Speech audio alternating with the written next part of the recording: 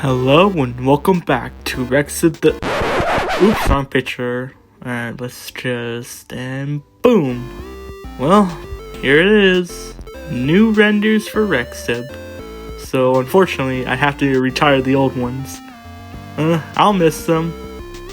Not hell, maybe in the future, when I make normal videos, I'll bring them back. Oh yeah, these renders were made by Grayscale over on GameJolt. Go give him some love. Anyway, since my avatar is basically Bonnie now, I'm gonna review a series called Five Nights at Bonnie's Remake. Developed by Ghost Games X, this series is a remake, obviously, but I'm not gonna talk about the originals because just a waste of time. Anyway, without further ado, let's dive into Five Nights at Bonnie's Remake, starting with...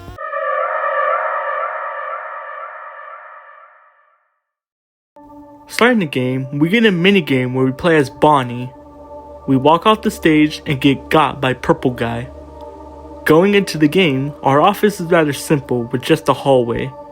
We have 3 tools at our disposal: a camera monitor, a mask, and a flash beacon we can use by pressing Control. There's also this tip box, but that's what I'm here for. I am the tip box. On night 1, we have one threat, Bonnie. He starts on the stage and will come into the office. Once he's inside, we must put on the mask till he leaves. Side note, this was a missed opportunity to have the mask be a Bonnie mask. Cars. After night 1, we get this cutscene where we're in the office, but I assume we are in a Bonnie suit. But that doesn't really matter right now. What does matter though is that Rick Ashley is standing right in front of us. Love you, Rick. Night 2 adds Freddy, and he's literally just Bonnie.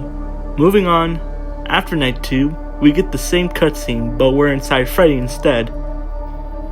Wow. Night 3 adds Foxy. No Chica in this game. Sad times indeed.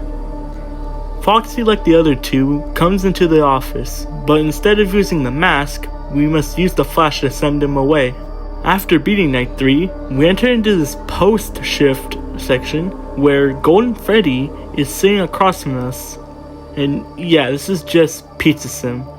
Although, I don't know what happens when you just toss him out. But I don't want to go through 3 nights again just to figure out. So the objective is just to listen to audio tapes and check the list. If Golden Freddy moves, just shock him. Oh no, I died! Good thing I can restart. Wait, what? Hold on, why am I entering back? Why am I going into night 4? I lost. Wait, no, stop it. Stop! Yeah, I don't like this part. It's pointless. If you can just move on to night 4 without completing it, what's the point of it even being there? In FNAF 6, these segments are here to introduce characters, and you get a reward for completing it, but you only have one chance to do it. But here, there's no reward, there's no consequence. Golden Freddy will just show up in the main nights regardless. Side note, I don't think this segment is even meant to be beaten. No one on YouTube beat this part, so yeah, I'm just going to assume that. Moving on to night 4, it adds Golden Freddy. He starts in this back room and will come to the office. Like Foxy, we just need to flash him. Spoiler, that's it. That's all the characters in this game, and the mechanics are so boring. It just creates a very boring gameplay loop. You know what? I'll even play footage of night 5 in the background to prove my point. First off, there's no consequences to using the wrong thing on a character. This was a missed opportunity to have it. If you flash a character when they don't need to be flashed, you instantly die. Actually, this idea was kinda used in a future game made by Ghost Games. That being Ramis and Friends Revisualized, where if you use the shutter control on the wrong setting based on a character's eyes, you will instantly die. I know, this game is 7 years old and it's literally free, but that doesn't matter, I can still criticize it. Anyway, after night 5, we get access to night 6. being night 6, we get this little cutscene and access to extras and custom night. Well, you made it. Great job. You have seen a little bit about Purple Guy and others. You will never figure the story out. Nobody will.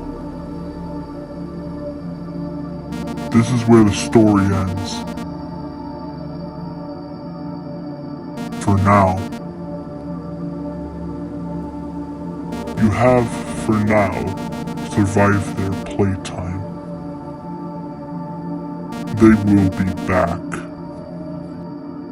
After that cutscene, we load up Custom Night and play Max Mode, which is probably one of the most easiest Max Modes I've ever played. Anyhow, after beating it, we get the credits, and we are officially done with Five Nights at Bonnie's. Overall, my thoughts? I'm not impressed. Yeah, this is not really a good game. Yeah, it is 7 years old, but it's just pretty boring. Also, why is this game so dark? It's not insanely dark, but it's less lit than the main stage. Also, you don't ever have to pull up the cameras since there's legit no reason to even pull them up. You're just handicapping yourself. Anyway, now let's just move on to...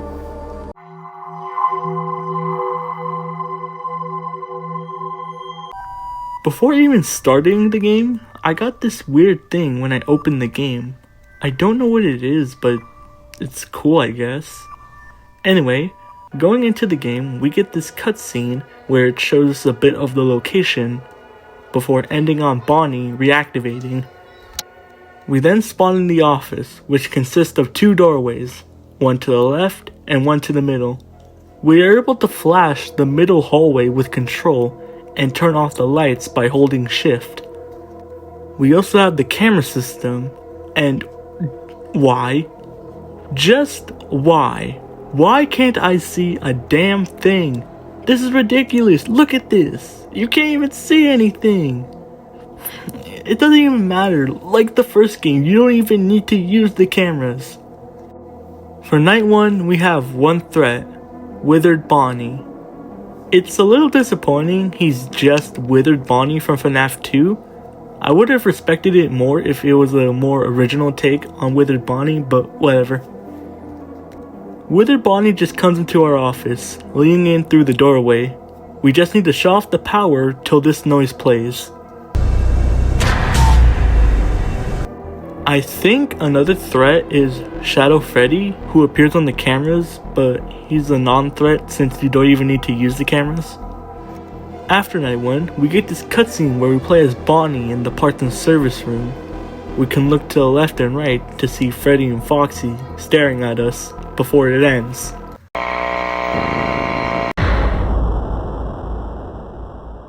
On to night 2.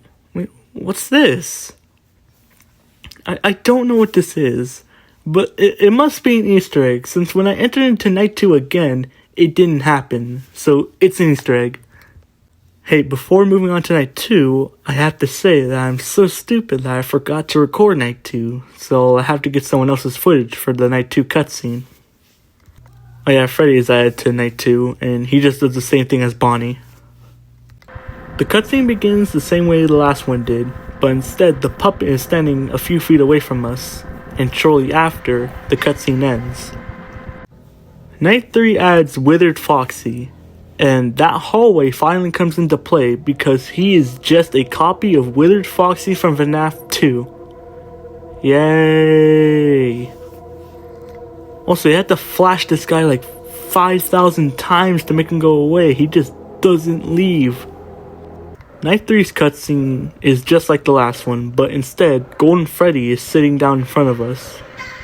Okay, that's it. I'm just repeating myself at this point, and honestly, I'm annoyed at myself. But for night 4, it adds Golden Freddy. Golden Freddy will get into our office, and once he does, his head will appear right in front of us, twitching. We must also turn off the lights for him. Also, to be honest, his animation, while it is cool, it just feels out of place in this game where no other animation is shown. Anyway, Night 4's cutscene is a little different. Freddy and Foxy are gone, and Shadow Freddy is just sitting there, staring at us. Cool, I guess. Anyway, you know the protocol. Night 5 is just a beefed up Night 4, but the cutscene for it is actually really different. Well. You're not like the others, huh? You're a new person that came in this world to pass these horrible nights. But you're not done yet. I need one more night for you to survive. Then the $100,000 paycheck is yours to keep. Alright, meet up at 6 a.m. in the morning and get your paycheck. And you will also join the family. Forever. After that, we get access to Night 6, which you could have guessed is a beefed up Night 5. I know I sound uninterested, because I am. After Night 6, we get another cutscene where our employer is talking to us again. Congrats, you did it. This is the end here. Take your paycheck and get out. Welcome to the family. Now you will stay with us forever.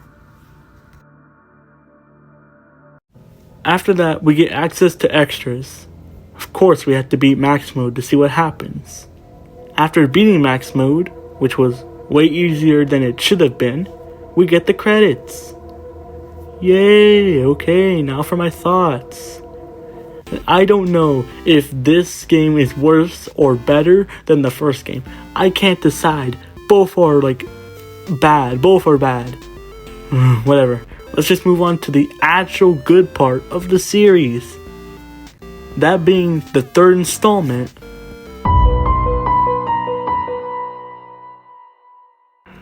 When starting the game, we actually get this cutscene showing all the animatronics in the parts and service before the building catches on fire and Bonnie Pizzeria is burnt to the ground.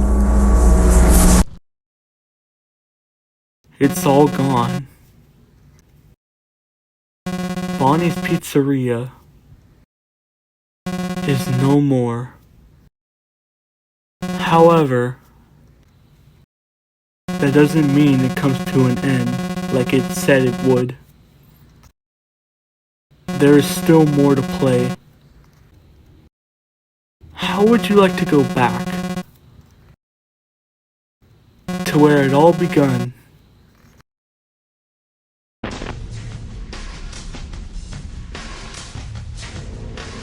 After that, we can press new game. Oh yeah, you can log into your GameJill account on this game. Go! We get a note from our employer about how to deal with the animatronics. Get that out of here! I'm the only one who explains mechanics. Like I said, I'm the tick box. After that, we spawn into the office, which is rather simple. I mean, all the offices are simple. It can consist of 2 doorways, the right one having a functioning door, while the left one is broken. There is also a valve that will be useful later. We can also hide under the desk. For night 1, we have 2 threats, Spring Bonnie and Fredbear. God, it feels weird saying the duo like that in that order. Anyway, these 2 start on the stage. Spring Bonnie goes to the left hallway and Fredbear goes to the right hallway. Spring Bonnie will lean in through the doorway. Once he does, we must quickly hide under the table till he leaves. Fredbear will run down the hallway. We must close the door till he bangs on it. If the door is closed for too long, it will jam for a while. I'm sorry, did I say too long? I mean like 5 seconds. Which I can kind of get since there's no power in this game, but like still, it feels too short. Anyway, moving on to night 2, it is literally the same as night 1. Moving on, actually hold on, I forgot to mention, looking at the characters on the cameras slows them down. Night 3 introduces Plush Trap, who is just a fixed version of Plush Trap from FNAF 4. He starts in this room sitting down and will go to the left hallway. Once he enters the office, he will be right in our face. Remember the valve from earlier? We have to quickly hold down the valve to release steam so he goes away. After night 3, we enter into this after night minigame where the power has gone out and we need to reset it in all the rooms with this panel. We also have this flashlight we can use to look around the room. We can also turn around by pressing S to light it up there. Obviously, from the setup, there's a threat going after us. This thing that takes the appearance of Fredbear, but is missing some parts of his body. He can randomly appear in either of the 4 spots of the room. If he appears in any of them, we must hold the flashlight on him until he leaves. He gets faster as we reset power to more rooms. After beating this, we move on to night 4. Night 4 adds the puppet, who is just the normal puppet design, but instead with these things around her neck and wrist. The puppet is in her music box, and if we are not in the cameras, the puppet will start moving. If she moves, we have to stare at her on the cams till she goes back to her box. Moving on to night 5, which I had to get someone else's footage for because I'm such a dunce and forgot to record. Night 5 adds Shadow Spring Bonnie and Shadow Fredbear, who are purple recolors of the originals, also having the eyes from that one Freddy image. Cool. Shadow Spring Bonnie will randomly appear in the office after a cam flip. Just flip it back up quickly before you're got. Shadow Fredbear will appear on the camera you are watching when switching to it. You must stare at him till he leaves. After beating night 5, we get a newspaper about how Spring Bonnie's pizza place was forced to shut down by authorities after Spring Bonnie had bit a kid in the head, but the reason why is strange. It says that the kid got close to the stage and Spring Bonnie lowered himself and bit the kid. After that, we get access to extras. Nice, no unnecessary night 6. Anyway, there are some custom night challenges, but for the sake of time, we won't be going over them. After being max mode, we get the credits. For a 3rd time. So after beating this game, what do I think? I think this game is actually good. Every character has a unique mechanic that makes them each feel special. Plus, this game requires tons of camera usage, not just for the puppet, for the other characters so you know who's attacking or to slow them down. That is great. Shadow Fredbear even makes you slow down by forcing you to look at him. Honestly, this whole game is just good. No competition, this is the best Five Nights at Bonnie's game. Now, you know what time it is. That's right, it's time for a story overview. To start, I think the timeline of games goes like this. Starting with Five Nights at Bonnie's 3, this game is supposed to be the Fredbear game of Bonnie's. So the storyline is a bit of the same. Spring Bonnie bites a kid in the head and it gets closed down. After that, the company could have gone for a rebrand and made Bonnie's Pizzeria. But the purple guy, assumingly, kills kids and puts them into the animatronics, as seen in the Night 1 and Night 2 cutscenes. On Night 3, we salvage Golden Freddy, so he seems to be a physical being in this universe. After Night 6, someone or something talks to us. After this game, we can assume that the animatronics are left to rot in a warehouse until we take the job to guard the place at night. After working our week, our employer gives us our paycheck and welcomes us to the family. We leave and, okay, this part of the story is ambiguous. We don't know who set the building on fire. It could have been our employer, but why would he want us to guard a place if he's gonna burn it down? So maybe it could have been us. But for now, this is the only story I can make for this game series. I don't really understand it, but oh well. We are officially done with Five Nights at Bonnie's. Alright, so that's it. Ghost Games X probably isn't making another Bonnie game since he's focused on Rammus and Friends too. But this series was pretty alright. The story side of things was pretty bad, I'm not gonna lie. But I enjoyed my time with this series. Anyway, I've been your host Rex of the Rabbit, and I'll see you later. Bye!